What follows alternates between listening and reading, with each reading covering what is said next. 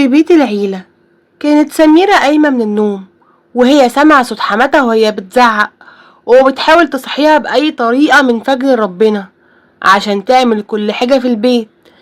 سميرة بتفتح عينيها وتقول: اصطبحنا واصطبح الملك لله، لا إله إلا الله يا رب. أنا قلت أتجوز عشان الجواز سترة، بس لقيت نفسي أول ما دخلت في البيت بيعاملوني زي الخدامة، وكلهم قلبهم زي الحجر، مفيش حد بيحس بيا. حبيت أعرفكم بنفسي، أنا سميرة، وحكايتي بدأت من يوم ما اتجوزت حمدي جوزي. حكايتي في الأول كانت حلوة، وبعد كده حماتي وأخت جوزي عملوا عليا رباطية وعملوا لي مشاكل مفيش حد يقدر يستحملها، بس أنا استحملتها عشان خاطر جوزي وعيالي. أخت جوزي الحرباية اللي كانت بتسلط أمها عليا لأنها عانس، وكانت بتغير مني وتفضل تسخن جوزي عليا وتولع الدنيا. أنا أصغر منها ب12 سنة واتجوزت قبليها. هي كانت مخنوقة جدا من الموضوع دوت، أصل هي داخلة على 40 ولحد دلوقتي ما اتجوزتش، وزي ما بيقولوا كده عدها قطر الجواز. عشان كده بقى هي عايزة تبوظ حياة أخوها وتدمره وتخليه ملوش حد زي ما هي كده دلوقتي. كفاية كلام بقى لحد كده، اما اقوم ادخل المطبخ عشان اعمل الاكل، لان اخت جوزي دقيقتين وهتيجي تنكد عليا. وانا بحط اللبن على البوتاجاز دخلت عليا اخت جوزي وبصوت عالي ولهجتها مليانه سم وكره. لقيتها بتقولي: ليه ما خلصتيش الفطار لحد دلوقتي يا ست هانم؟ هو انت اتشليتي ولا ايه عشان تقعدي 3 ساعات وشويه تعملي شويه اكل ملهمش اي لازمه؟ ده الساعة بقت 7 وانتي من بعد الفجر وانتي في المطبخ يا اختي. سميرة بتتنفس بصعوبة وبتمسح دموعها اللي نزلت غصب عنها وبتقول: والله شغالة، بس انتم طالبين مني كذا أكلة عشان كده اتأخرت شوية، 5 دقايق وهتكون كل حاجة جاهزة. هو انتي ناوية تفطرينا الظهر زي كل يوم ولا ايه؟ ما تخلصي يا اختي، امي تعبانة وبتاخد علاج، وانا كمان مش قادرة، جعت قوي خلاص. ده أنا لو مكانك وبالبرود اللي انت فيه دوت كنت رميت نفسي في البحر وريحت مني البشرية كلها. جاتك القرف، على الاقل يا اختي كنت ريحتينا منك. ده انت يا بنت مالكيش عوزة خالص، ولا بتعرفي تعملي حاجة، ولا بتعرفي تاخدي بالك من البيت ولا من شغل البيت، حتى ولادك ولا بتحميهم ولا بتاخدي بالك منهم، مخلياهم معفنين على طول. ده الناس بيقرفوا منهم يا اختي. بصراحة كده انا بتكسف اقول عليهم ولاد اخويا.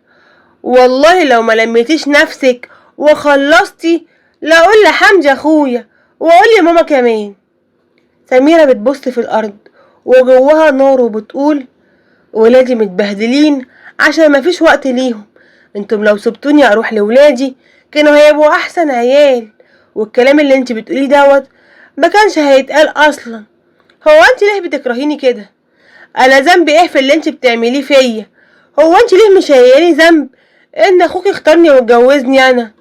ولا ذنبي ايه اني لسه بحاول اراضيكم وانتم بتحاولوا تبعزقوا بكرامتي وبتقلوا مني قدام الكل؟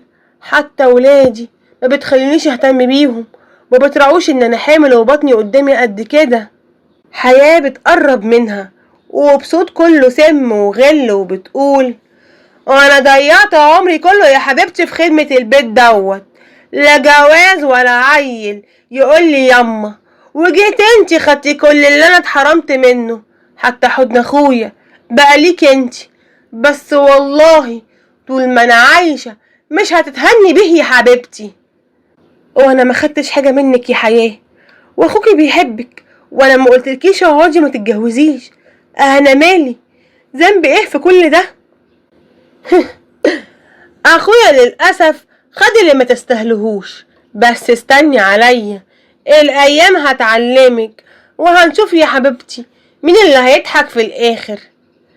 سميرة سكتت بس قلبها كان بيصرخ وما قدرتش تاخد منها لا حق ولا باطل.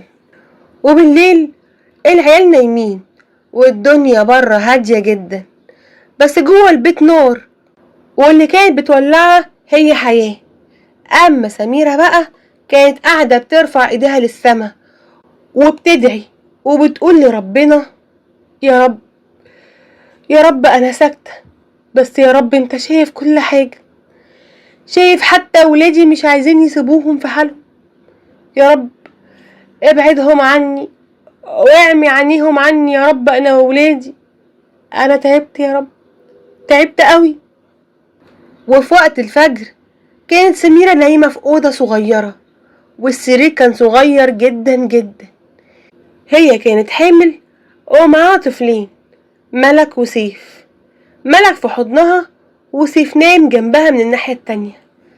فجأة سمعت صوت البلاعة بتاعت المطبخ وهي بتتفتح، وبعد كده سمعت صوت غريب جدا، صوت صراصير بتصفر وتطير النوم من عينيها. وبدأت الحشرات تدخل في الأوضة بتاعتها وهي نايمة مع ولادها. وبعد كده دخلت عليها أم حمدي حماتها وقالت لها: بنتي يا سميرة، انتي لسه نايمة ولا ايه؟ قومي احلبي البهايم يا حبيبتي قبل الشمس ما تطلع، خلصي يلا يا بت. سميرة قامت وهي بتتوجع من ظهرها، وهي بتحاول تطلع الحشرات برا الأوضة عشان خاطر ولادها تسيبهم نايمين ومفيش حاجة تمسهم. هي عارفة ان حماتها اللي عملت كده عشان تحاول تضايقها، بس هي قامت عشان خاطر ما تعملش مشاكل معاهم. لكنها قالت: حتى وانا حامل ما بتتقوش ربنا فيا، كل يوم اهانة وتعب بالطريقة دي. بعمل لكم كل حاجة وبرضه مفيش نص ساعة تسيبوها لي اريح فيها واريح ظهري شوية. بجد بقى انا تعبت. خرجت سميرة من الأوضة وراحت على الزريبة اللي هي كانت ورا البيت، حلبت البهايم، وبعد كده راحت على المطبخ، طبخت ولمت الهدوم بتاعت ولادها وبتاعت جوزها وبدأت تغسل فيها. وبعدين دخلت عليها أخت جوزها ووشها مليان غضب وقالت: هو انت بتغسلي هدوم عيالك وسايبة هدومي انا وامي؟ بطلي نوم وكسل بقى، ويلا يا اختي خدي بقية الغسيل واغسليه. هعمل ايه بس يا حياة؟ البت ملك طول الليل الحرارة مش عايزة تنزل، واديتها كذا مرة خافض للحرارة وبرضه مفيش فايدة. بهدلت الفرش كله اللي كان على السرير يا حبيبتي، وهدومها كلها اتبهدلت. عشان كده قلت اغسلهم عشان تلاقي حاجة نضيفة تلبسها. حياة ببرود ردت عليها وقالت: البت زي الفل هي يا حبيبتي، انا لسه شايفاها ما فيهاش اي حاجة يا اختي، ما تفوليش بس كده على البت. سميرة سكتت وراحت شايلة التشت، وملك بنتها فجأة بتدخل تدور على امها. ملك ببراءة قالت: ماما. حياة بصت لها بغيظ ورشت عليها حبة مية مش نضيفة وبتضحك عليها وبتبرق لها، وقالت لها: امشي يا بت من هنا، روحي الأوضة عند اخوكي لحد امك ما تخلص كل حاجة وتجيلك يا بت، يلا روحي. انتي بتعملي كده ليه؟ دي عيلة بكلمها كده ليه؟ ملك في الوقت دوت عيطت بصوت عالي قوي. سيف خرج من الأوضة جرى على أخته وقال: مالك ومالها يا عمته؟ بتعملي كده ليه؟ بتعملي كده ليه فينا يا عمته؟ في الوقت دوت دخلت أم حمدي وهي ماسكة عصاية المقشة في ايديها وبتزعق: الله أكبر على تربيتك يا سميرة، عيالك كمان بقوا بيردوا على عمتهم، دي التربية الحلوة. أنا قلت لحمدي من أول يوم إن البت دي مش نافعة في حاجة خالص، حتى في تربية العيال ما نفعتش يا أختي. شفت الواد بيرد على عمته ازاي؟ دي آخرتها، دي آخرتها يا بت. سميرة مسكت بنتها اللي بتترعش وعمالة تعيط جامد جدا من القهر ومن الزعل. في الوقت ده جه حمدي وهو باين عليه التعب، لأن كل فترة بيسافر وبيرجع ما بيقعدش في البيت يومين على بعضهم، وده اللي بيخلي أمه وأخته بيتحكموا في كل حاجة في حياة مراته وعياله. والزيادة على ده كله إن كمان حمدو شخصيته ضعيفة جدا وبيحب أمه وأخته أكتر من أي حاجة. سميرة اتكلمت بصوت مهزوز وقالت: في ايه يا حماتي؟ مالك ومال سيف؟ هو بيقول الحقيقة يعني، او عمل ايه غلط؟ ما اخته تعبانة وبنتك بترش عليها المية. شوفي بقى يا حبيبتي، شوفي بنتك بتعامل بنتي ازاي. تعالى يا حمدي، كويس انك جيت. شوف عمال اختك وامك معانا يا حمدي. ايه رأيك في اللي بيحصل بقى؟ شفت اخدة البهدلة والمرمطة اللي انا فيها؟ شفت امك واختك ممرمطيني ازاي؟ كمان عايزين يبهدلوا عيالي. سميرة بتبصله وقلبها بيتحرق وبتقوله بكبر الموضوع ازاي يعني يا حمدي؟ انت مش شايف طريقتهم معايا عاملة ازاي؟ وانا مستحمله ده كله علشان خاطرك وعشان العيال، وهما برضو زي ما هما ما بيتغيروش، والواحد تعب بقى. اما حياة بقى واقفة بتضحك، وامها ماسكة ملك في ايديها وبتشدها وبتحاول تبعدها عن امها، لان هي مش بتحب البنات خالص. هي ممكن تكون بتعمل سيف كويس شوية عن ملك، لانها شايفة ان سيف هو السند والظهر، اما ملك من وجهة نظرها فهي شايفاها ان وجودها ملوش اي لازمة. ملك بتحاول تفك ايديها منها وتمسك في هدوم امها وهي بتعيط. سميرة بقى بتبص لحماتها وبتحاول تفك ايد بنتها منها وبتقول سيبيها يا حماتي، مالكيش دعوة ببنتي، ابعدي عنها.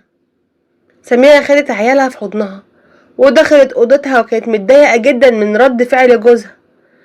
الدنيا كانت برد وكانت بتمطر كمان، بس قلبها كان بيولع نار ودموعها كانت نازلة زي المطرة اللي بتمطر برا دي.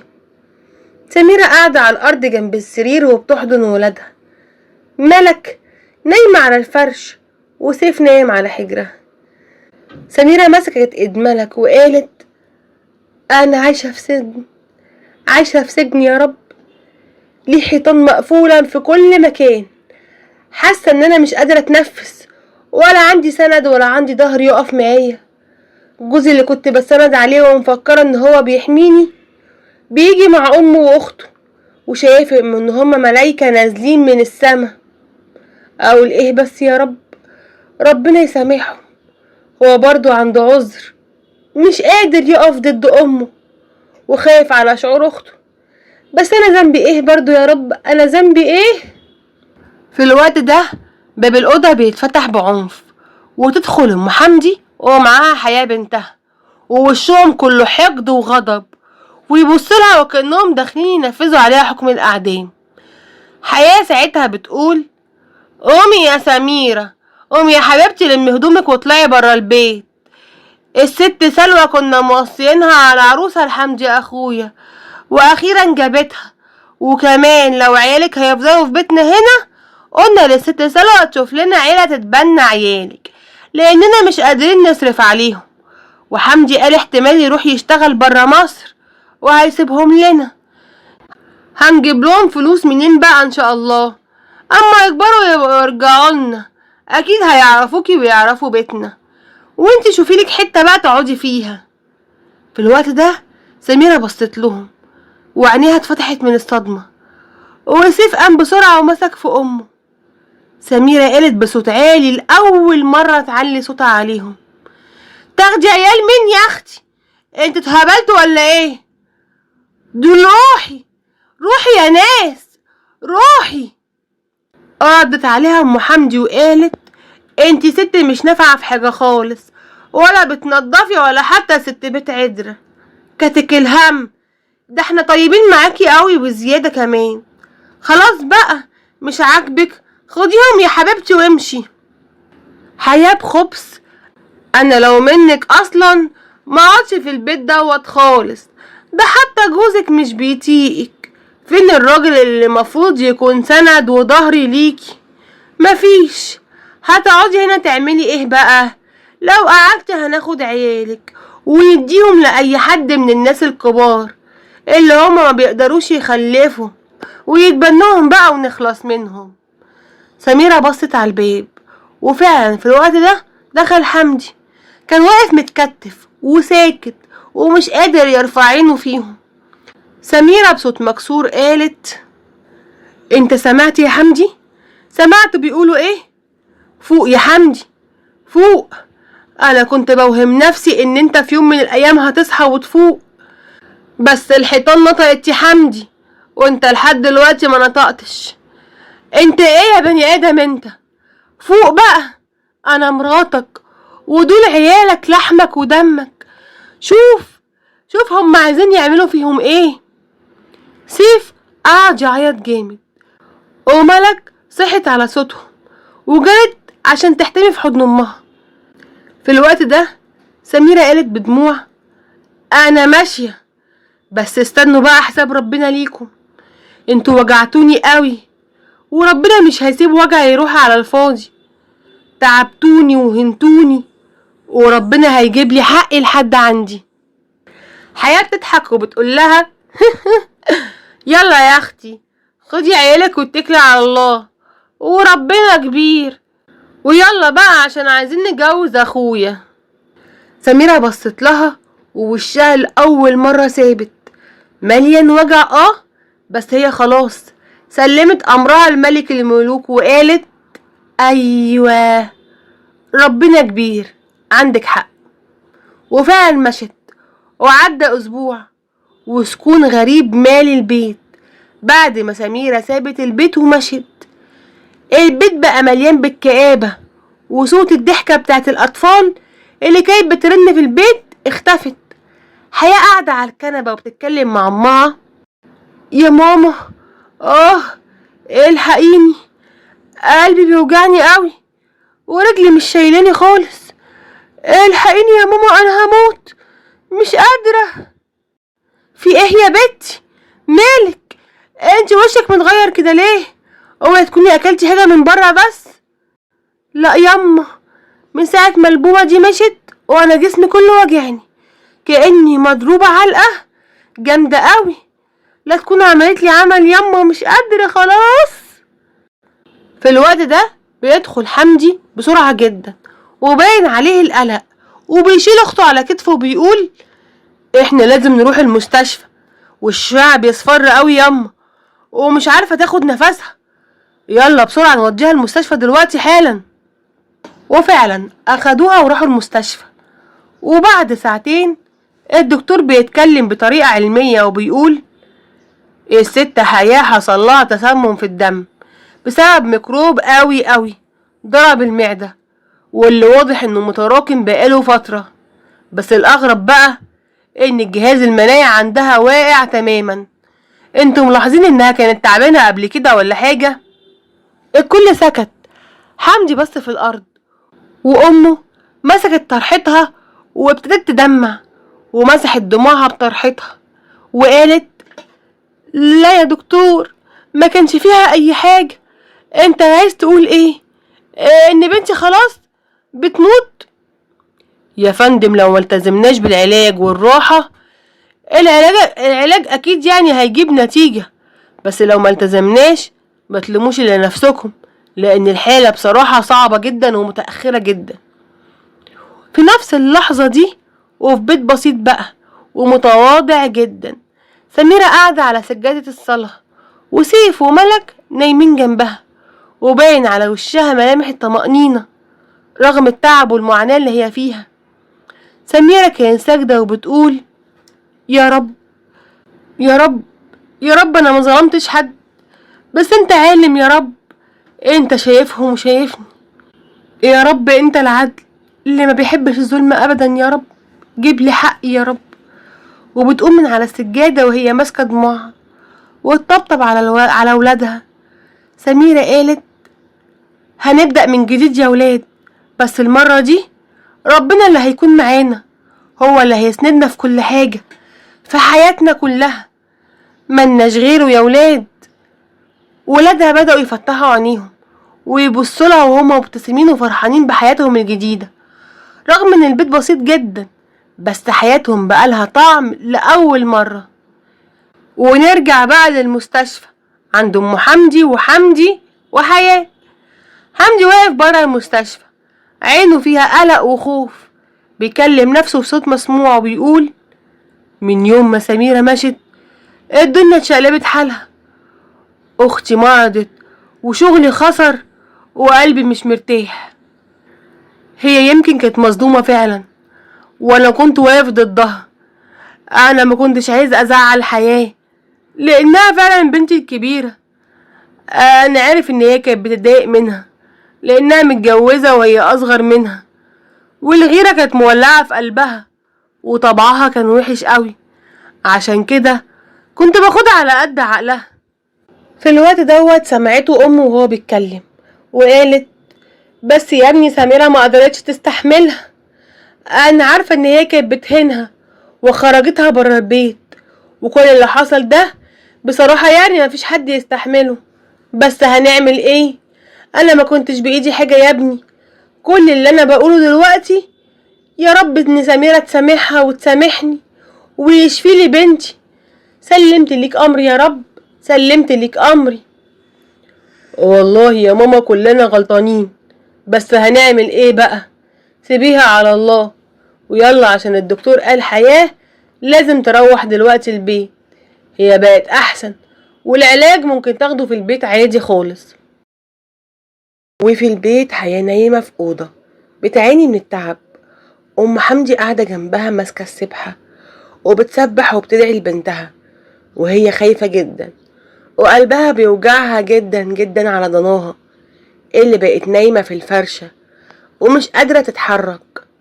في الوقت ده جرس الباب بيرن، وحمدي بيفتح يلاقي أخوه الكبير محمود واقف هو ومراته رحمة. محمود دخل حضن أمه وقال: عاملين ايه يا أمي؟ سمعت إن حياة تعبانة وجينا نطمن عليها، هي عاملة ايه دلوقتي؟ مراته اتكلمت بصوت هادي جدا وقالت: ازيك يا طنط؟ عاملة ايه يا حبيبتي؟ انا جاية اطمن على الكل.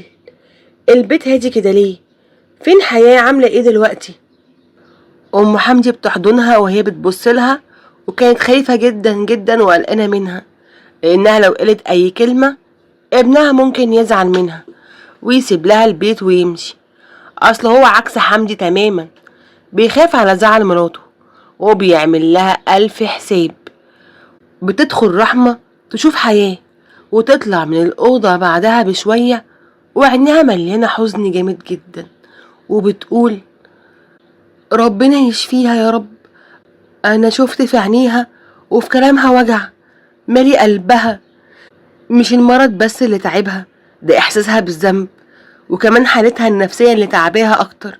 بتأنب ضميرها على كل اللي عملته مع مرات أخوها. إيه؟ أنا مش فاهماك يا بنتي، انتي قصدك ايه؟ يعني انتي يا طنط مش واخده بالك ان من يوم ما مشيتوا سميرة من البيت وبنتك حصل لها اللي حصل لها؟ حاولوا بقى تصلحوا اللي انتوا عملتوه ده فيها، لانها دعت عليكم، ودي دعوة مظلوم، خلي بالكم. انا كنت باجي على سميرة كتير قوي، وكنت بصدق كلام اختي وامي، حتى لو كان الكلام بيحصل قدامي كنت بحاول اكدب عيوني واصدقهم هم. كنت باجي عليها وعلى عيالي، كنت عارف ان هما بيعملوا فيها حاجات كتير وحشة، لكن كنت بكدبها وبكدب نفسي. بس اخر حاجة حياة طردت مراتي واولادي، بس انا وقفت وما اتكلمتش ولا حتى دفعت عنهم. حياة وامي كانوا عايزين يجوزوني، وانا قلت اخدهم على قد عقلهم، وقلت يعني اديها خطوبة وبعدها بكام يوم هطفشها. ومرضتش ازعل اختي، لكن زعلت مراتي وقهرتها.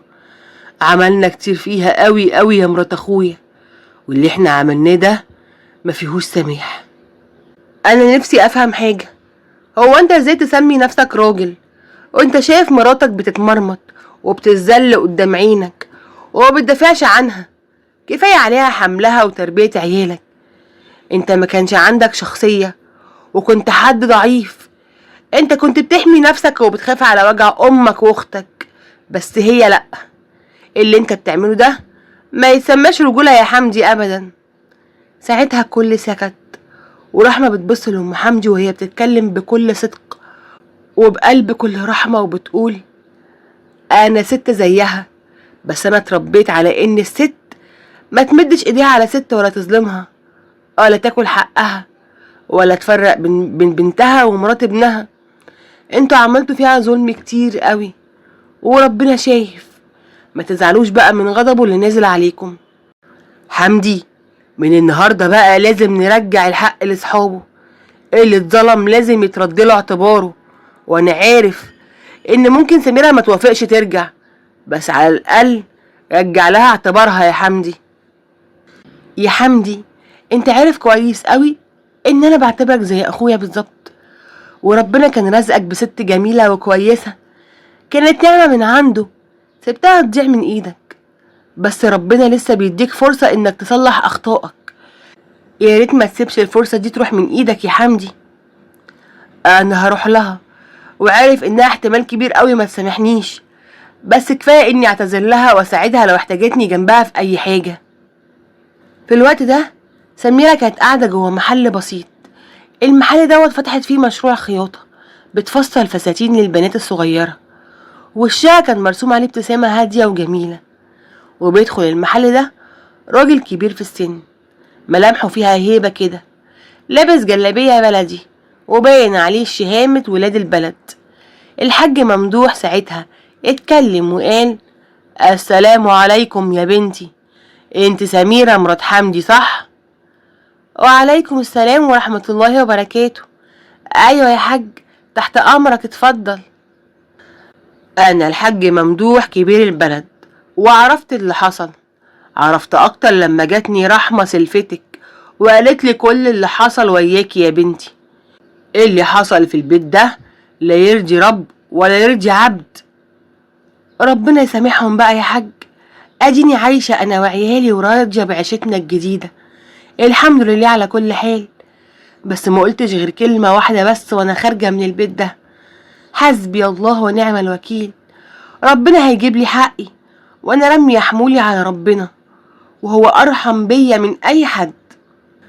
حمدي جوزك يا بنتي جالي النهاردة وطلب مني اني اتوسط لك، وطالب السماح يا بنتي، وعايز ارجعك تاني، وهيرجع لك كرامتك قدام الكل، بس توافقي ترجعي له. وانا هضمن لك يا بنتي ان هو ما يعملش معاكي اي حاجة، ولو حد قرب لك انا موجود. انا اسفة يا حاج في اللي انا هقوله ده، بس انا مش هرجع البيت ده تاني ابدا بعد اللي حصل لي فيه انا وعيالي. حياتي كده احسن ومرتاحة جدا يا حاج. في الوقت ده بيدخل عليهم حمدي وبيتكلم بصوت مكسور وبيقول: انا غلطت يا سميرة، انا عارف اني مستاهلش فرصة تانية، بس انتي قلبك طيب وهتقدري تسامحيني على كل اللي انا عملته فيكي. انا هحاول على قد ما اقدر اثبت حسن نيتي تجاهك، واعمل كل حاجة عشان ترضيكي وترضي عيالي، وهعوضكم عن كل اللي فات. وكانت داخلة ورا حمدي امه، قالت بصوت كل ندم: انا ظلمتك يا بنتي وعملت فيكي كتير قوي، وظلمتك في البيت اللي المفروض يكون بيتك ومملكتك انتي، بس جاي دلوقتي استسمحك واقولك سامحيني يا بنتي، حقك عليا، وسامحي حياة، هي مش قادرة تقوم من على السرير دلوقتي وبتعاني يا بنتي، وجايلها مرض في الدم وبنجري بيها على الدكاترة. سامحيها على كل حاجة عملتها فيكي، ربنا انتقم لك يا بنتي مننا كلنا اهو.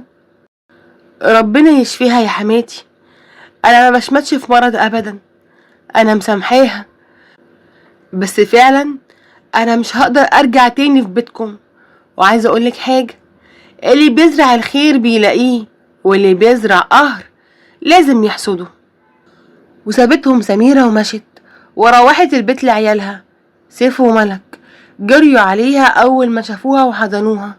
سيف قال بصوت مليان حب: وحشتينا قوي يا امي، خديني معاكي بقى، ما سيبنيش تاني في البيت هنا، عايز اروح معاكي المحل كل يوم.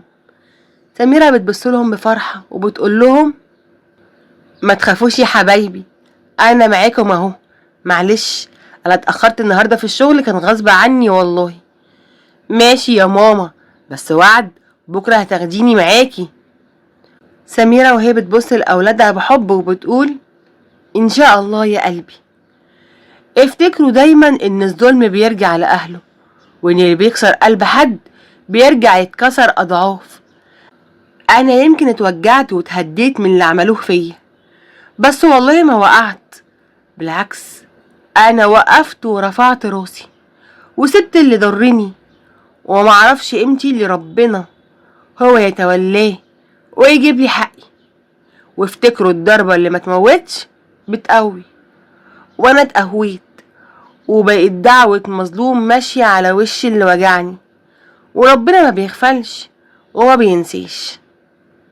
وافتكروا دايما ان اللي بيلجأ لربنا عمره ما بيخسر ابدا. يا جماعة، نتيجة التحليل طلعت اهي، لكن للأسف مالك طلع مش ابن أكرم. في الوقت ده الدنيا لفت بيا، وحسيت كأن الوقت وقف، وأكرم بصلي بنظرة فيها صدمة وشماتة وانتقام. بس قبل ما ينطق بأي كلمة الدكتور قال: لكن في تطابق كبير قوي مع شخص قريب من أكرم من الدرجة الأولى. وهنا بقى كانت الصدمة الحقيقية، لأنها اتلخبطت، ما بقتش عارفة أقول إيه.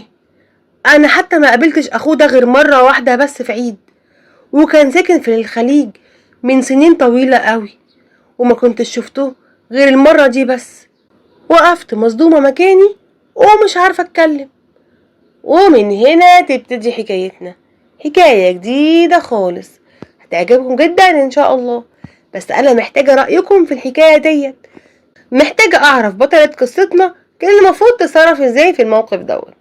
مستنية آراءكم كلها في التعليقات اللي موجودة تحت الفيديو، وما تنسوش تعملوا لايك كمان للفيديو لو عجبتكم الحكاية، ويصلوا بينا على النبي. ويلا بينا نبتدي الحكاية. أنا شيرين، متجوزة بقالي 4 سنين، وجوزي اسمه أكرم. حبينا بعض بعد قصة طويلة قوي ومليانة مواقف حلوة ووحشة. أكرم كان بالنسبة لي الراجل اللي بحس معاه بالأمان، حتى لو مش بيظهر مشاعره كتير. بعد الجواز حياتنا كانت مستقرة إلى حد كبير جدا، لكن كنت دايما حاسة إن في مسافة بيني وبينه، مش بيحكي كتير معايا، وساعات بحس إن بيشك في كل حاجة حوالينا من غير أي سبب. وفي يوم كنت في البلكونة بنشر الغسيل، خلصت ودخلت وقلعت الطرحة، اتفاجئت بيه قدامي بيقولي: ايه ده يا ست هانم، انت كنت في البلكونة كده؟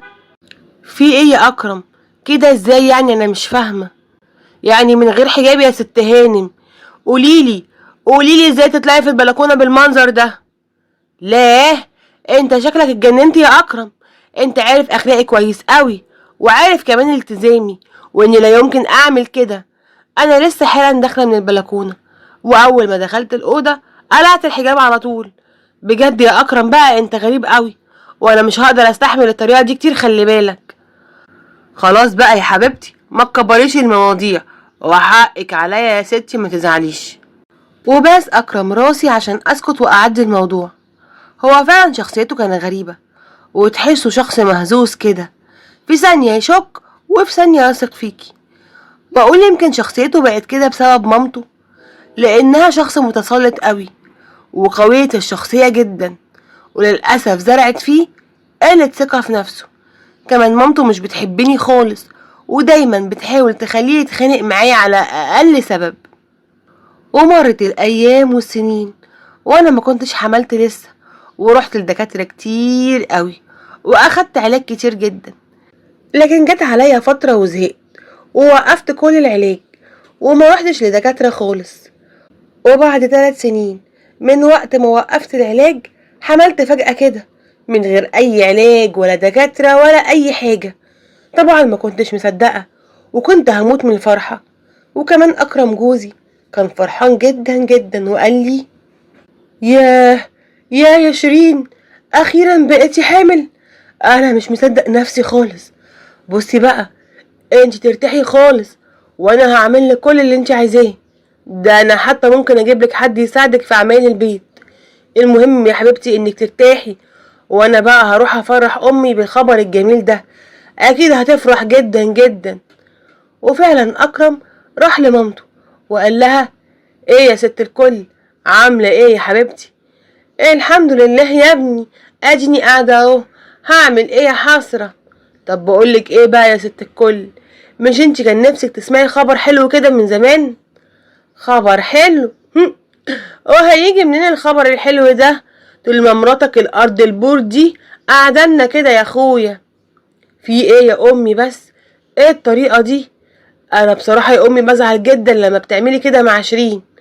عامه يا امي، انا جايه اقولك ان شيرين ما بقتش ارض بور ولا حاجه، والحمد لله شيرين حامل اهي. ايه؟ حامل؟ حامل ازاي يا اخويا ومن مين؟ من مين بس ازاي يا امي؟ ايه الكلام اللي انت بتقوليه ده بس؟ اصل انا يا ابني اللي اعرفه ان شيرين داخله في 3 سنين ما بتاخدش علاج ولا حتى بتروح لدكاتره. هتحمل ازاي بقى يا اخويا من غير علاج ولا من غير حاجه؟ ايه الموضوع ده في ان يا حبيبي؟ خليك ولا مراتك كده لحد ما تعرف الحكايه بالظبط. انت هتخليني اشك في مراتي ليه بقى يا امي؟ بالله عليك يا امي اسكتي وما تبوظيش عليا فرحتي. فرحتك؟ طب يا ابني روح لمراتك افرح معاها وخليني انا قاعده هنا، مش عايزه افرح غير لما اطمن. وسابها اكرم ومشى ورجع البيت. لكن في الوقت ده لقيته شكله متغير ووشه ما كانش باين عليه الفرحه خالص، زي ما يكون كده يعني نزل بشكل ورجع بشكل تاني خالص. ولما سألته قال لي ان مامته تعبانه شويه وانه يعني قلقان عليها يعني مش اكتر. لكن في الحقيقه هو كان خايف يكبر الموضوع واطلع مظلومه، عشان كده قرر انه يسكت. ومرت شهور الحمل على خير وربنا رزقني بمالك، ولد جميل وزي القمر، ابيض وعيونه زرقاء. ودي كانت اسعد لحظه في حياتي. بس للاسف السعاده دي ما طولتش كتير. في المستشفى بعد ما ولدت جت حماتي عشان تزورني وتطمن عليا وعلى الولد. قعدت على الكرسي اللي جنبي واخدت مالك من ايدي علشان تشوفه. لقيتها فجأة بتقول: ايه ده يا اكرم؟ الواد ماله طالع مش شبهك كده ليه يا ابني؟ ده ابيضاني وعيونه زرقاء، وانت يا اخويا اسمر وعيونك سودا وشعرك اكرت. مش قلتلك يا اكرم الحكايه فيها انت ايه وحكايه ايه؟ هو فيه يا اكرم؟ وايه الكلام اللي حماتي بتقوله ده؟ ها؟ حكايه؟ حكايه ايه بس؟ ولا في حكايه ولا حاجه. بس يا ماما بقى انت كمان، ايه الكلام اللي انت بتقوليه دوت؟ ما يصحش كده. اكرم فعلا في الوقت ده سكت مامته، لكن للاسف في نفس الوقت الشك بدأ يلعب في قلبه. وفعلا اكرم اتغير جدا بعد الولاده، بقى بارد كده، قليل الكلام، بيتهرب من مسك ابنه او حتى يشيله. وكل ما ابصله وهو ماسك مالك احس بنظره غريبه قوي في عينه، مش نظره اب. وانا كمان كنت دايما مشغوله بالرضاعه والسهر والتعب، فما كانش بيحصل ما بينا اي حوار خالص. وفي يوم واحنا عند دكتور الاطفال عشان المراجعه الشهريه بتاعت مالك، الدكتور كان بيكشف على مالك كده وبيقول بابتسامه: ما شاء الله اللهم بارك، الولد دوت لون عينه غريب شويه. اللون العين دوت على فكره نادر جدا. انا في الوقت دوت ابتسمت وقلت له: اه فعلا يا دكتور، هو شبه خالي بالظبط. سبحان الله، جوز حضرتك عينه سودا وانت كمان صح؟ ايوه فعلا يا دكتور، بس خالي بقى عيونه زرقاء، يمكن اتنقلت له عن طريق الجينات. الموقف عدى، لكن اكرم من وقتها اتغير اكتر واكتر. ولما كنا في العربية مروحين كان ساكت طول الطريق، ولما سألته مالك قال لي: ولا حاجة. وبص المالك بصة غريبة قوي وسكت بعدها تاني. فعلا اكرم كان غريب قوي، كان غريب في تصرفاته مع ابنه. زي ما قلت لكم قبل كده كان بيتهرب انه يمسكه او يشيله. وكل ما ابصله وهو ماسك مالك احس بنظرة غريبة في عينه، مش نظرة اب ابدا. وفي يوم تاني كانت حماتي عندنا في البيت وكانت بتزورني، لقيتها بتقولي: هاتي الواد يا شيرين كده اما اشيله شوية. ايه اتفضلي يا حماتي، ابن ابنك الغالي اهو. انا كنت حاسة ان في حاجة غلط، عشان كده قصدت اقول الكلمة دي، ابن ابنك. لقيتها في الوقت دوت بصت لأكرم وقالت: وهو ابنك بجد يا أكرم؟ أصل بصراحة كده شكله مش واخد منك حاجة خالص غير الاسم. ساعتها وقفت مصدومة كده من كلام حماتي، معرفتش أقول إيه. لكن حماتي قالت الجملة دي ومشت.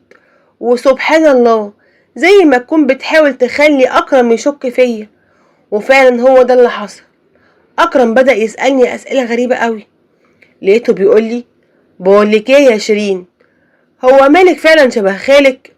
اه يا حبيبي، شبه خالي خالص. تحس انهم فولة واتقسمت نصين. سبحان الله بجد. طب يا شيرين، يعني هو فين خالك ده؟ انا ما شفتهوش ليه؟ لا في خطوبة ولا في جواز، ولا حتى لما كنت باجيلكم زيارات ايام الخطوبة مفيش مرة صادفت اني اشوفه.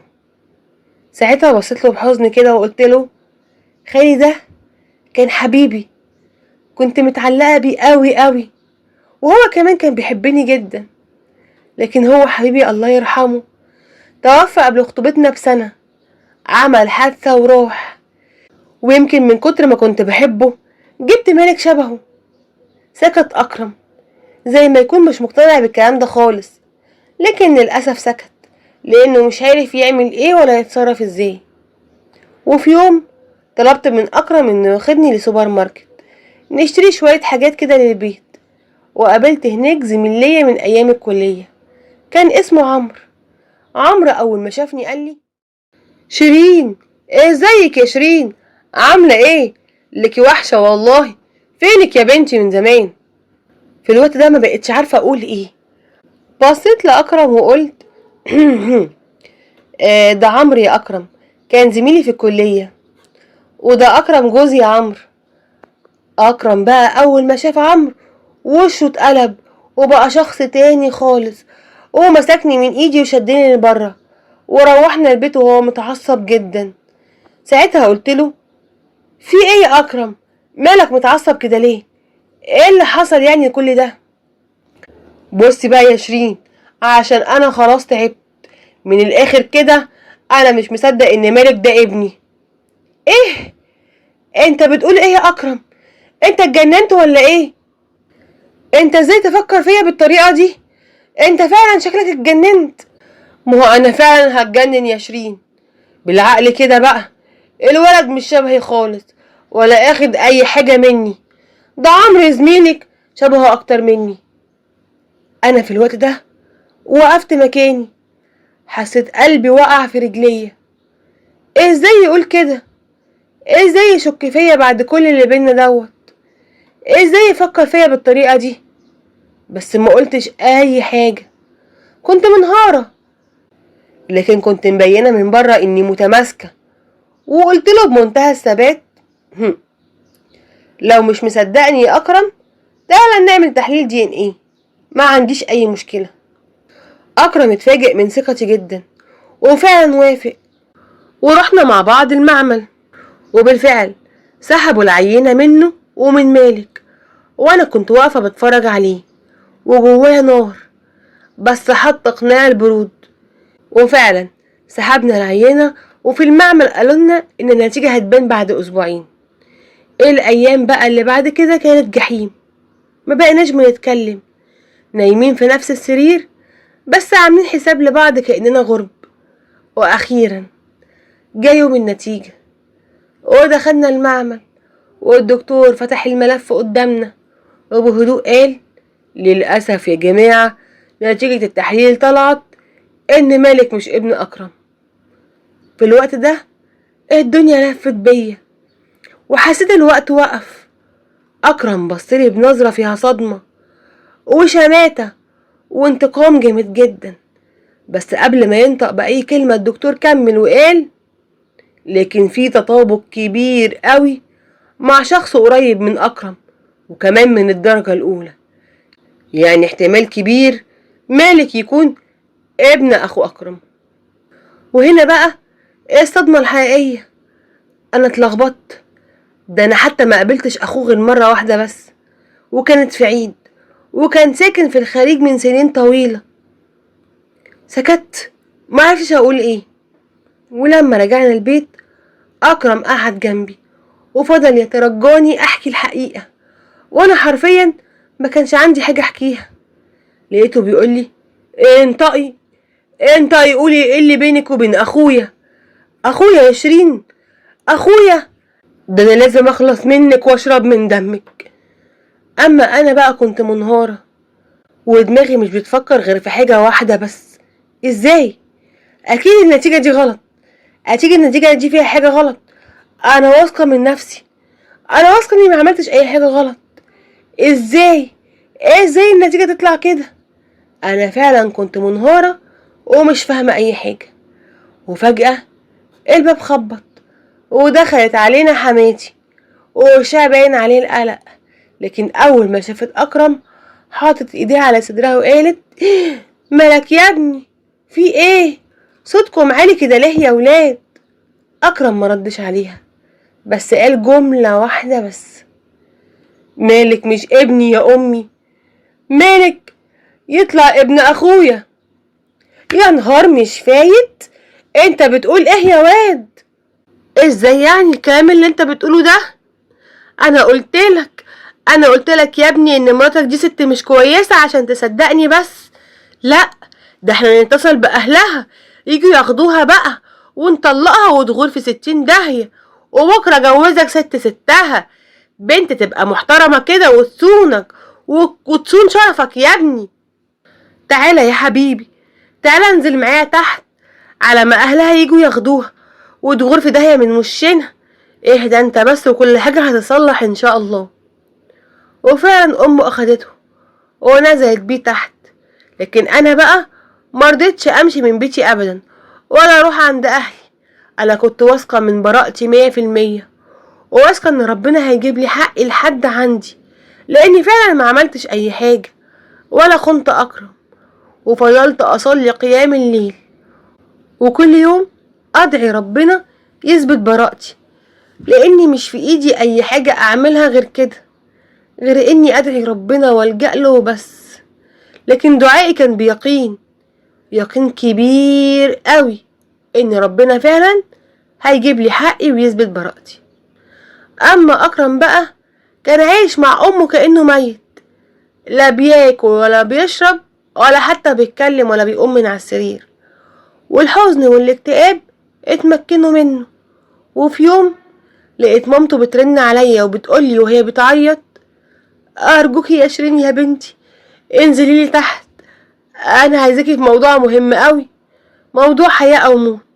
انزلي دلوقتي حالا ولا تتأخري عليا. نزلت بسرعة وانا مخضوضة، يا ترى في ايه؟ لقيتها قاعدة جنب اكرم وهي عمالة تعيط، واكرم جنبها القهر باين عليه جدا، وشكله حزين ومتغير ووشه كان باهت، كان فعلا عايش كأنه ميت. وفجأة امه عيطت وقالت: سامحني يا ابني، سامحيني يا بنتي، انا السبب، انا السبب في اللي انت فيه ده دلوقتي يا اكرم. انا بدلت عينتك بعينة اخوك في المعمل. اكرم اتجمد مكانه وانا وقفت مصدومة ومش مصدقة وداني. اكرم سألها بحدة: ايه يا امي اللي انت بتقوليه ده يا امي؟ انا كنت عارفة يا ابني انك لما تعمل التحليل وتلاقي ملك ابنك هترجع تثق فيها تاني، وانا بصراحة بقى مش عايزاك تثق فيها. انا ما كنتش طايقاها ولا عايزة اشوفها قدامي، وبصراحة كنت شايفاها مش مناسبة ليك. خفت خفت لما تخلف منها تحكمك اكتر، فدخلت المعمل قبلكم ودفعت لحد يبدل العينة بعينة اخوك اللي كان عامل التحليل في نفس المعمل قبلك وقتها. ساعتها صرخت فيها جامد قوي وقلت لها: يعني ايه يعني اللي انت بتقوليه ده يا حماتي؟ يعني ضحيتي بسمعتي وثقة ابنك لمجرد انك مش بتحبيني؟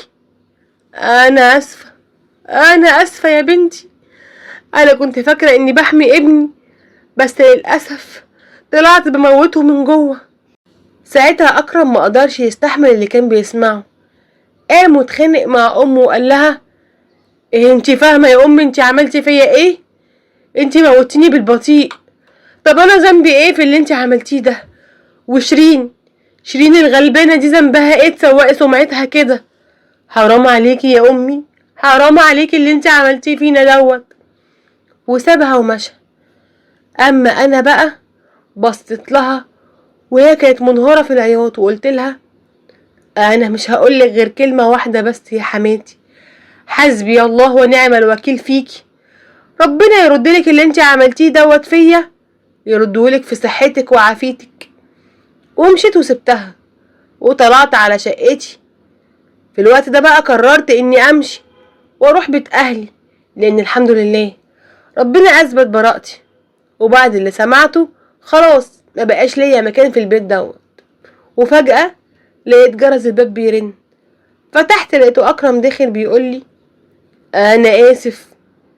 رديت عليه قلت له شش، مش عايزه اسمع منك ولا كلمه، لو سمحت لو سمحت اسكت، انت ما كنتش عندك ثقه فيا بربع جنيه حتى، جاي دلوقتي بمنتهى السهوله تقول لي انا اسف؟ هو انا هعمل ايه باسفك ده؟ هل هيرجع لي كرامتي اللي بعترتها انت وامك؟ يا شيرين، يا شيرين ارجوكي سامحيني، انا الشيطان اتمكن مني ولغى عقلي، وللاسف انا دخلت في حاله غريبه جدا وغصب عني. والله ما كنت دريان بنفسي خالص، واظن اللي انا شفته كفيل قوي انه يخليكي تسامحيني. لا يا استاذ اكرم، لو كان عندك ذرة ثقة فيا بس ما كناش وصلنا لكل دوت، لكن انت للأسف انسان شكاك، وانا مش هعرف اعيش مع واحد زيك تاني ابدا. لقيت اكرم في الوقت ده نزل على ركبته وعيط وقال طب بالله عليكي يا شيرين تسامحيني، انا مش هقدر احلفلك باغلى حاجة عندك، لان ده يعتبر شرك بالله، انا بحلفك بالله اديني فرصة كمان، وانا والله ندمت ومش هسمح لاي حاجة زي كده تحصل تاني، واللي انت عايزاه انا هعملهولك يا شيرين، اشروطي الشروط اللي انت عايزاها بس تسامحيني ونرجع لبعض. للأسف انا كنت بحب اكرم جدا، وبمجرد ما شفت دموعه قلبي وجعني ولين وحن، لكن اشترطت عليه اننا لازم نسيب البيت دوت وناخد شقة برا بعيد عن مامته، وهو وافق على طول، وفعلا رجعنا لبعض. لكن اكرم اتغير جدا ورجع احسن واحن من الاول، وكأنه بيعوضني عن الايام الوحشة اللي انا عشتها دي.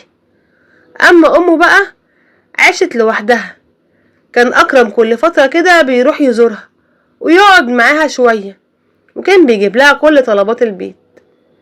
لكن بصراحة بقى لا انا ولا ابني كنا بنزورها، وده كان برغبتي انا، اصل الانسان الحقود ممكن يعمل اي حاجة عشان يدمر حياته اللي قدامه، حتى لو كان الانسان دوت امك. فانا بصراحة مش قادرة اسامحها، انا محتاجة رأيكم، فعلا اسامحها واروح ازورها مع جوزي، ولا اللي زي ديت تستاهل تعيش لوحدها العمر كله؟ مستنية ارائكم في التعليقات اللي موجودة تحت الفيديو. دمتم في حفظ الله. بقولك ايه يا بنتي ياسمين، تعالي هنا، قومي من على الموبايل وتعالي، عايزاكي في كلمتين. ايه يا ماما؟ خير في ايه؟ تعبانة والله ومش قادرة اقوم، لسه راجعة من الشغل. يعني تشتغلي يا حبيبتي وتتعبي بره وتيجي تتدلعي علينا هنا؟ انا عندي يا حبيبتي كلام مهم ولازم نخلصه. خير يا ماما، اتفضلي قولي.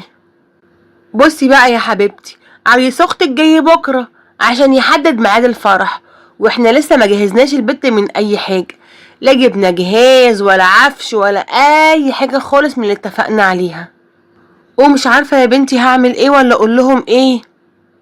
بسيطه يا ماما، نتكلم معاهم ونقول لهم ياجلوا شويه لحد يعني ما الظروف ما تتحسن، مش لازم نحدد ميعاد الفرح ونستعجل. يا لهوي، انت عايزه تفضحينا يا بت؟ دي ناس مستواهم عالي قوي، وبنتي مش اقل من اي عروسه، انت فاهمه يا ياسمين؟ طب وانا اعمل ايه يعني يا ماما؟ مش معايا غير مرتبي وانت عارفه، وبندفع منه الايجار والمصاريف، اعمل لكم ايه تاني؟ اقولك انا بصراحه كده انا عندي الحل. قولي يا ماما اتفضلي. بصي بقى، انت تبيعي كليتك. ايه بتقولي؟ ايه اللي انا سمعته ده صح؟ اه يا حبيبتي، زي ما سمعتي كده بالظبط، ده في ناس بتدفع فيها فلوس كتير قوي، مش بتسمعي عن كده في الاخبار ولا ايه؟ دول بيقولوا عملية بسيطة، وانا اعرف ناس كتير قوي في المنطقة عملتها وكسبوا فلوس كتيرة قوي يا ياسمين. يا ماما انت بتتكلمي بجد؟ والله انا ما قادرة اصدق اللي بسمعه دوت، انا جسمي مش للبيع يا ماما. لا يا حبيبتي هيبقى للبيع، عشان احنا كرامتنا غالية قوي، ولا عايزة اختك تتفضح وتفركش وتتبهدل يا بنتي. يعني يا ماما حياتي أنا أرخص من جهازها؟ انت الكبيرة يا ياسمين ولازم تشيلي المسؤولية. أنا ربيتي يا حبيبتي، ودلوقتي بقى دورك عشان ترديلي اللي أنا عملته معاكي. في الوقت ده ياسمين بصت لأمها معرفتش ترد. أصل هتقول لها إيه؟ يعني إيه أم مستنية إن بنتها تدفع تمن تربيتها ليها؟ حاجة غريبة جدا. سابتها ياسمين ودخلت أوضتها وهي بتكلم نفسها وبتقول يعني هو أنا ماليش قيمة خالص؟ بشتغل واصرف واسكت، ولما أقول مش قادرة يطلبوا مني أبيع كليتي. حاجة غريبة قوي بجد. في الوقت ده موبايلها رن، وكانت صاحبتها أميرة. ردت عليها وقالت لها هيا يا سمسم، عاملة ايه يا قمر؟ مش حلوة خالص خالص يا أميرة، عندي مصيبة في البيت. خير يا حبيبتي، قوليلي في ايه يمكن اقدر اساعدك. والله يا أميرة لو قلتلك اللي حصل مش هتصدقي نفسك. انا لحد دلوقتي مش مصدقة اللي حصل. في ايه يا بنتي خضتيني؟ ما تقولي. ماما يا ستي عايزاني ابيع كليتي عشان اختي تتجوز. ايه؟ انتي بتهزري؟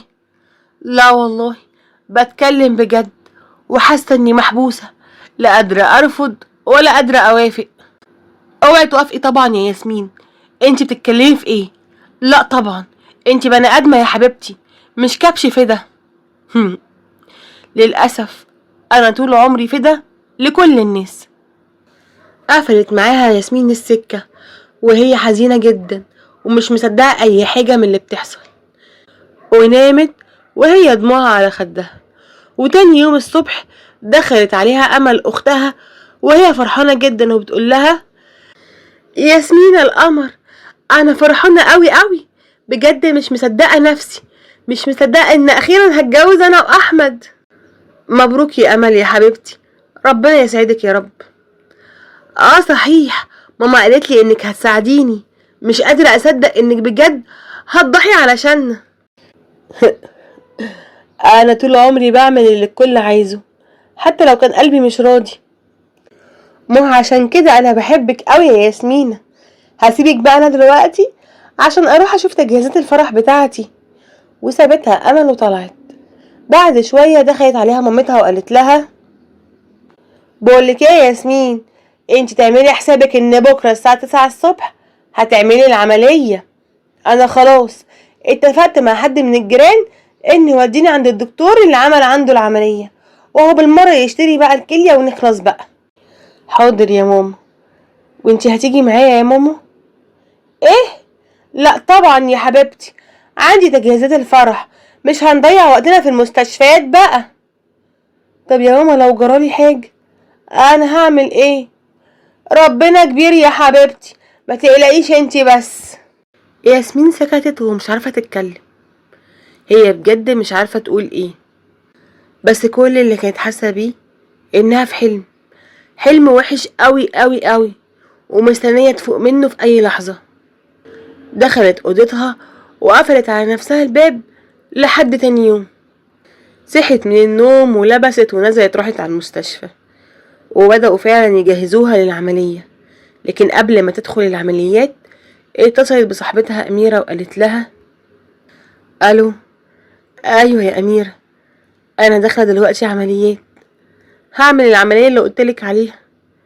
ادعيلي يا أميرة، أنا خايفة أوي، أنا لوحدي ومش معايا أي حد، وحاسة إن هيجرالي حاجة، أنا بجد خايفة أوي. ليه بس كده يا ياسمين؟ ليه وافقتيهم يا حبيبتي؟ ليه روحتي المستشفى يا ياسمين؟ بجد امك دي ما خلتش فيها رحمة ابدا، والله العظيم حرام عليها اللي بيحصل ده. ياسمين لو هتقدري ترجعي يا ياسمين ارجعي وما تعمليش العملية. خلاص يا أميرة، كل حاجة خلصت خلاص، انا داخلة دلوقتي حالا العمليات. وقفلت ياسمين معاها السكة. أميرة كانت في الشغل لأنها كانت زميلة ياسمين في الشغل بتاعها، وكان واقف وراها شاب وسيم اسمه رضا. قال لها خير يا أستاذة أميرة، في حاجة حصلت ولا ايه؟ مالها أستاذة ياسمين؟ مش خير أبدا يا أستاذ رضا، ياسمين بتعمل عملية كبيرة قوي دلوقتي حالا في المستشفى. عملية؟ عملية ايه بالظبط؟ ما هي كانت معانا من يومين كويسة ما فيهاش اي حاجة، وبعدين اختفت. خير يا استاذة اميرة طمنيني. حكيت له كل حاجة حصلت مع ياسمين. اما رضا بقى خد بعضه وطلع يجري على المستشفى، علشان هو بصراحة كان بيحب ياسمين جدا وكان ناوي يتقدم لها، فصعبت عليه جدا وراح لها المستشفى وفضل واقف معاها لحد ما خلصت عمليتها وطلعت بالسلامة. وبعد 3 أيام من العملية ياسمين قاعدة على السرير وبتتألم وبتقول انا تعبانة قوي، مش قادرة، انا محتاجة ارتاح جدا، ظهري بيتكسر وتعبانة. جرى ايه يا حبيبتي؟ هتبداي تدلعي كده كتير؟ خلاص فرح امل اختك كمان اسبوع، يلا قومي ساعديني بقى، مش هينفع كده. انتي بتقولي ايه يا ماما؟ انا تعبانه ومش قادره امشي حتى، ده انا لسه مبقاليش 3 ايام عامله العمليه الفقر دي. بجد يا ماما حرام عليكي، انتي قلبك قاسي قوي كده ليه؟ ده تمن انك تبقي اخت جدع يا حبيبتي، واعتبريه صدقه على جسمك وعلى صحتك يا حبيبتي. ياسمين سكتت ودموعها نازله على خدها ومش بترد عليها خالص. وعدى الاسبوع وجا يوم فرح امل، وقبل ما امل ما تنزل تروح الكوافير دخلت على ياسمين اوضتها وقالت لها: ها يا ياسمين، شوفي فستاني حلو مش كده؟ حلو يا امل يا حبيبتي، لايق عليكي جدا، الف مبروك. الله يبارك فيكي يا ياسمين يا حبيبتي يا رب. عقبالك عقبالك يا ياسمين، انا بجد مش قادره اصدق انك جبتي المبلغ ده كله، انا مكسوفه منك قوي. ما تتكسفيش يا حبيبتي، انبسطي انتي بس. على فكره بقى يا ياسمين، انا نفسي قوي تبقي سعيده زيي، انتي تستاهلي قوي ان حد يحبك وتتحبي يا ياسمين. انا كل اللي عرفته هو اللي بياخد مني، مش بيديني ابدا. سيبيني في اللي انا فيه يا امل وروحي اتفضلي افرحي واحضري فرحك وافرحي يا حبيبتي. وبعد الفرح بكام يوم كانت قاعده ياسمين لوحدها في البيت والبيت فاضي، وكانت بتكلم نفسها وبتقول: ادي امل اتجوزت وماما مبسوطه قوي، اما انا بقى انا خسرت نفسي، خسرت كرامتي، وحتى صحتي خسرتها هي كمان. وفجأة سمعت الباب بيخبط، فتحت لقيته رضا. لقيته بيقول لها: مساء الخير يا أستاذة ياسمين، ممكن أدخل؟ أستاذ رضا: اتفضل. اتفضل ادخل، معلش أنا شكلي تعبان شوية بس ولا يهمك، اتفضل حضرتك، بس هستأذنك أسيب الباب الشقة مفتوح علشان مفيش حد خالص في البيت. بصي بقى يا ياسمين، من الآخر أنا شفتك وانتي بتضحي، بس عمري ما شفت حد بيضحي من غير ما يلاقي كلمة شكر حتى. كلمة شكر؟ كلمة الشكر بقت غالية قوي قوي اليومين دول، أنا بقيت شايفة نفسي عالة عليهم كلهم. لا ما تقوليش كده أبدا، أنا شايفك بطلة، بس اتكسرتي من كل اللي حواليكي. أنا تعبت يا رضا، بقيت أخاف من كل حاجة، حتى من الحنان، بقيت خايفة من أي كلمة تتقلي من أي حد. أنا هنا جنبك ومش همشي أبدا، وهخليكي دايما تحسي إنك تستاهلي الحب. أنا عايزة أتجوزك يا ياسمين.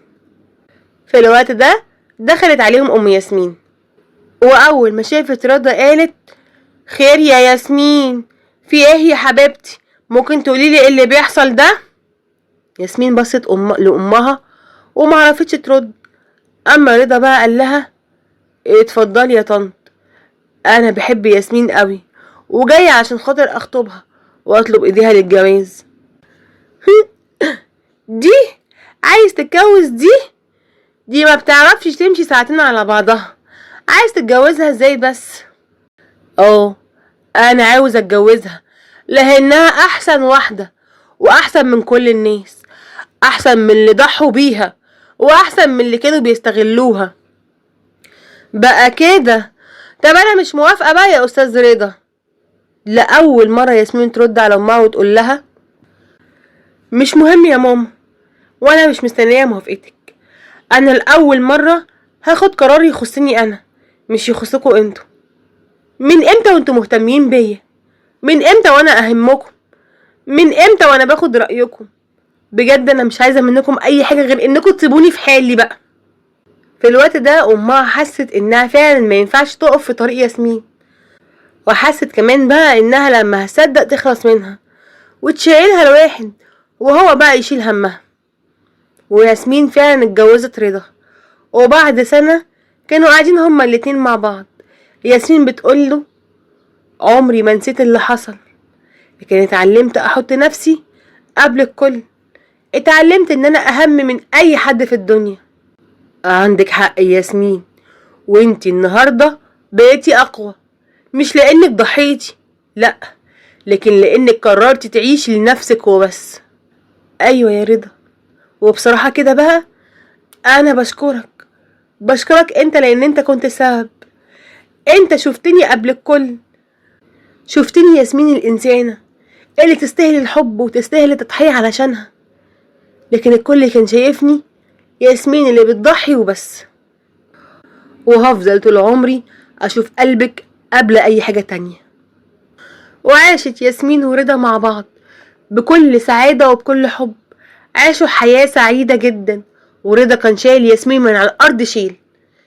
اوعي تضحي عشان خاطر الناس ما يستاهلوش، اوعي تضحي وتبذلي حاجات غالية قوي قوي قوي عشان خاطر الناس ما يقدروش اللي انت بتعمليه.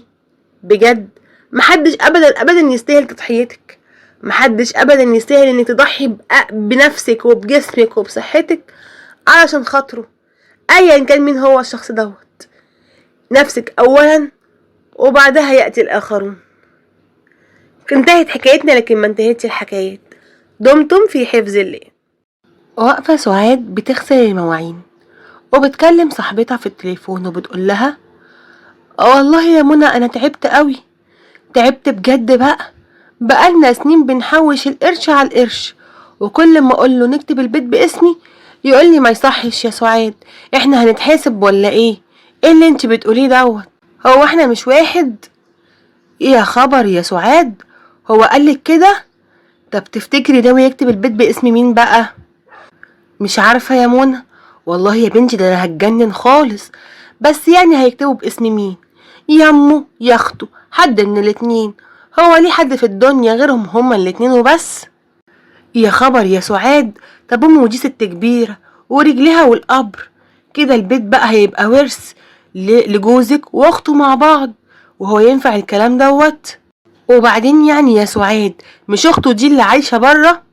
ايوه ايوه يا منى، هي دي حتى ما حطتش قرش في البيت، ولا شافت شقانا ولا شقى عمري ولا شقى اولادي.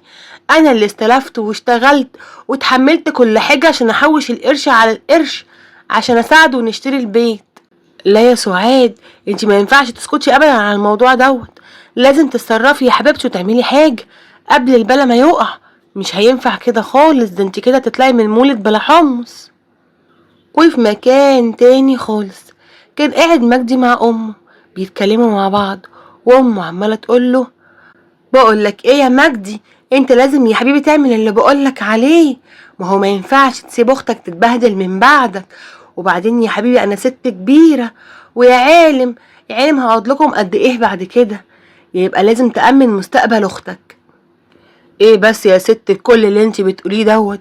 ربنا يديك الصحة يا امي ويطول في عمرك وتفضلي كده سندنا وظهرنا العمر كله. وبعدين يعني يا امي، ما هي رانيا عايشة بره وبتشتغل ومعاها قرش كويس، محتاجة البيت بتاعي في ايه بس يا امي؟ لا يا ابني، رانيا وحيدة وملهاش حد في الدنيا غيرك، لا متجوزة ولا عندها عيل ولا تيل، وبعدين بقى عايشة في الدنيا لوحدها بالطول والعرض، وانت سندها الوحيد، يبقى لازم تأمن لها مستقبلها. حاضر يا امي حاضر، هشوف الموضوع دوت وهتكلم فيه مع سعاد، وهشوف الدنيا هترسي على ايه بس. سعاد؟ وسعاد دي بقى مين اللي انت مستني رأيها يا اخويا؟ انت الراجل وانت اللي ليك الكلمة الاولى والاخيرة. اوعى يا واد، اوعى يا واد سعاد تضحك عليك بكلمتين وتكتب البيت باسمها. لا يا امي ما تقوليش كده، انا راجل وما ينفعش مراتي تمشي كلمتها عليا، انا لا يمكن اعمل كده. انا لو هعمل هكتب البيت باسم رانيا، بس سيبيني فرصة كده افكر يا امي. فكر فكر يا اخويا براحتك، وانا عارفة ان انت همك مصلحة اختك وخايف عليها. ما انت سندها الوحيد زي ما قلتلك. وبعد كام يوم سعاد كانت بتروق البيت ودخلت مكتب جوزها عشان تنظمه وترتبه. فجأة لقت ورق محطوط كده على المكتب. شكل الورق شدها، باين ان هو عقد بيع او عقد تنازل، حاجة شبه كده. بصت في الورق وصدمت، واستنت مجدي لما يرجع من الشغل عشان تواجهه باللي شافته. واول ما مجدي رجع وقفت له في الصالة وهي ماسكة الورق وقالت له: ايه ده يا مجدي؟ ليه يا مجدي مكتوب ان البيت باسم اختك؟ ايه اللي انت عملته ده يا مجدي؟ بس اسكتي بقى وما تعليش صوتك كده، احنا مش في سوق هنا. وبعدين دي اختي يا سعاد، مش واحدة غريبة يعني. اختك؟ اختك ايه يا اخويا؟ طب وانا مين بالنسبة لك؟ مش انا اللي استلفت واشتغلت وطلع عيني في الشغل عشان نكمل تمن الشقة؟ ولا ايه يا مجدي؟ اه طبعا، بس اختي برضو ساعدتنا كتير برضو يا سعاد. ساعدتنا؟ سلامات يا ساعدتنا بايه بقى يا اخويا؟ بكلمتين في التليفون ولا بزيارة كل سنة يا مجدي؟ بقولك ايه يا سعاد، انا مش عايز مشاكل. بعدين بقى ده اسمه ضمان، عشان لو حصل لي اي حاجة يبقى البيت في الحفظ والصون. ضمان؟ ضمان لاختك؟ الضمان اللي بحق يا مجدي المفروض يبقى لبيتك ومراتك وعيالك، مش تفكر في اختك كده بالطريقة ديت. محدش قالك سيب اختك، بس في نفس الوقت ما تاخدش شقاية وتعبي وبيتي اللي يممني انا والعيال وتكتبه باسم اختك. لو حصل لك اي حاجة يا مجدي البيت مش هيبقى بيتي، وانا اللي ضمنتك بحياتي وبقيت مجرد ضيفة عندك. ما تكبريش الموضوع كده يا سعاد، انا بس كنت شايف ان كده احسن يعني. احسن؟ احسن لمين يا اخويا؟ احسن ليك ولا لاختك؟ بقولك ايه يا مجدي، انا مش هينفع معايا الوضع دوت. انا لازم اروح لامك واكلمها في الموضوع دوت. والله يا مجدي لو ما رجعت عن اللي في كلامك لاسيب لك البيت وامشي، انا مش ناقصه غلب بقى. وفعلا سعاد راحت عند حماتها عشان تتكلم معاها في الموضوع دوت. واول ما دخلت حماتها قالت لها: اهلا اهلا يا سعاد، تعالي اتفضلي. تعالي يا حبيبتي، خير؟ خطوة سعيدة. ايه اللي جابك الصبح بدري كده يا حبيبتي؟ اهلا يا ماما. بصي يا ماما، انا جايلك في موضوع مهم جدا، وبصراحة بقى انا ما عرفتش انام بسبب الموضوع دوت. حضرتك عارفة يا ماما ان مجدي كتب البيت باسم رانيا؟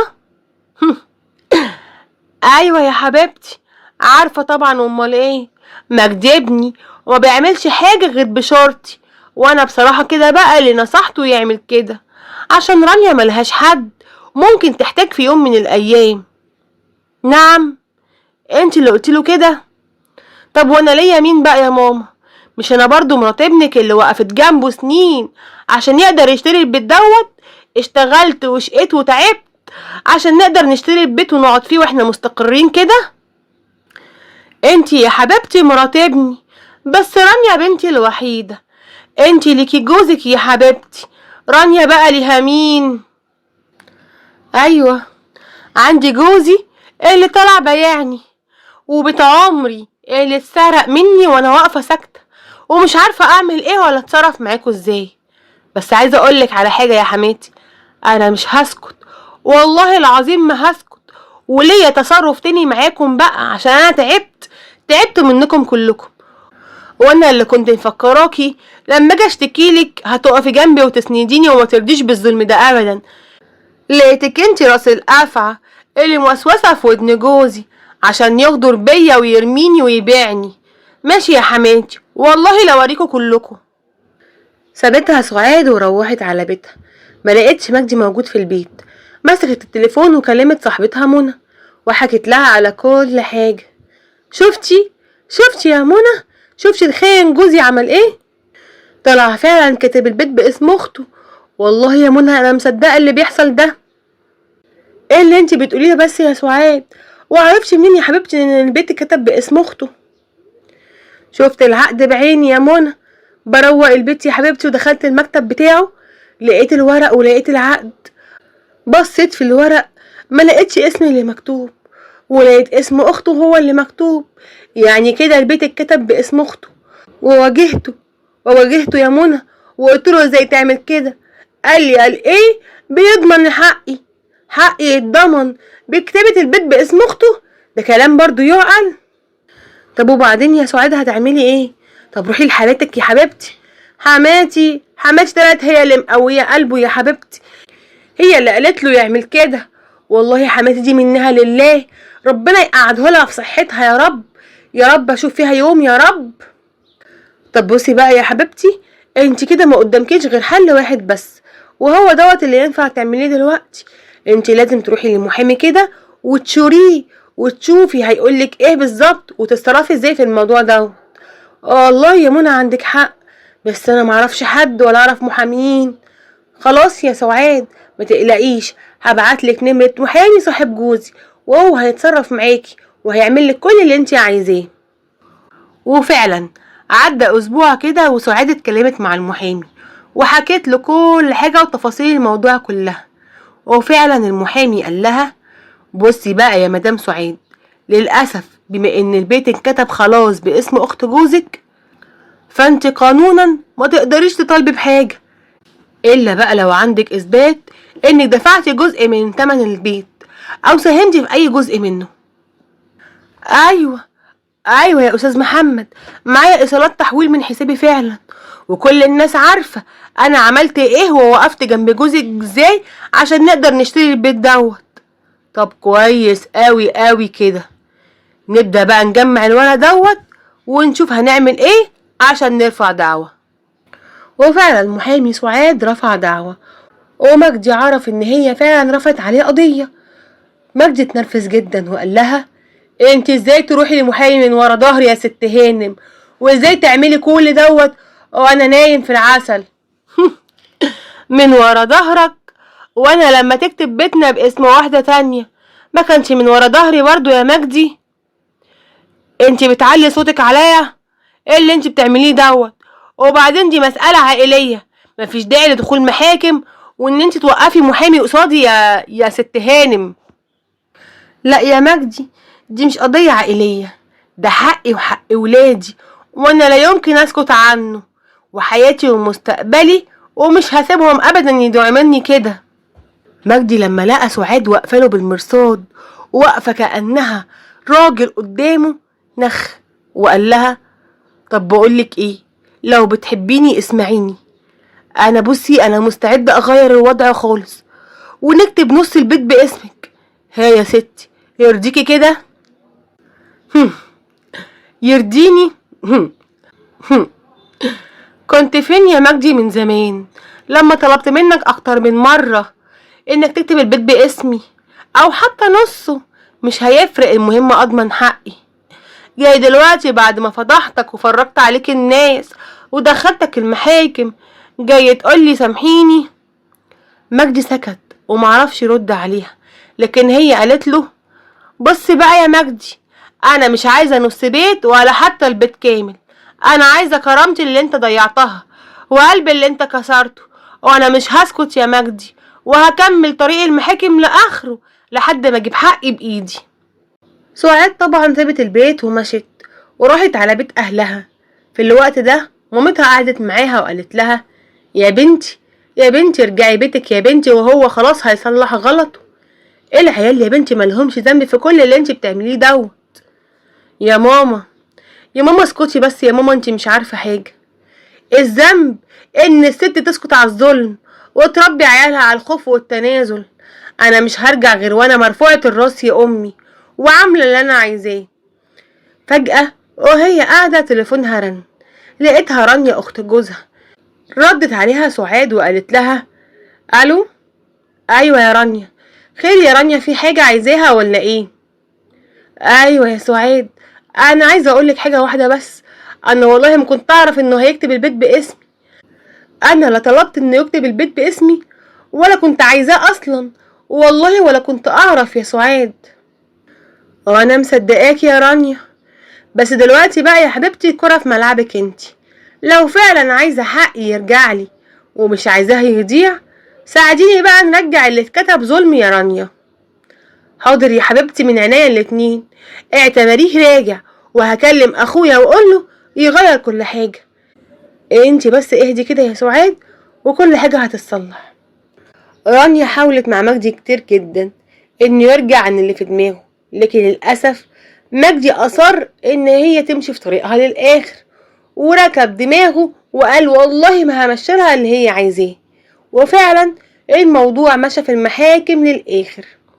وفي المحكمة ووقت صدور الحكم، القاضي قال بناء على المستندات المقدمة وبناء على الاتفاق بين الطرفين يتم إعادة تسجيل نصف العقار باسم السيدة سعاد حسن عبد التواب. ساعتها سعاد دمعت وهي ماسكة الورق في ايديها وتبص لرانيا اللي بتهزلها راسها بتفهم. سعاد اتكلمت وقالت في صوت داخلي من جواها مش دايما الحرب بتكسبها بالقوة، اوقات لازم تاخدي موقف عشان تحافظي على نفسك مش على البيت وبس. اعملي المعروف وساندي جوزك، بس ما تنسيش تحافظي على حقك. الحب مش معناه تتنازلي عن امانك، والبيت اللي بتبنيه بتعبك لازم يكون ليكي فيه اسم وكيان. كوني شريكة حقيقية مش ضيفة في حياتك ولا في بيتك. كرامتك مش رفاهية، دي اساس العشرة. وهنا انتهت حكايتنا، لكن ما انتهتش الحكايات. دمتم في حفظ الله.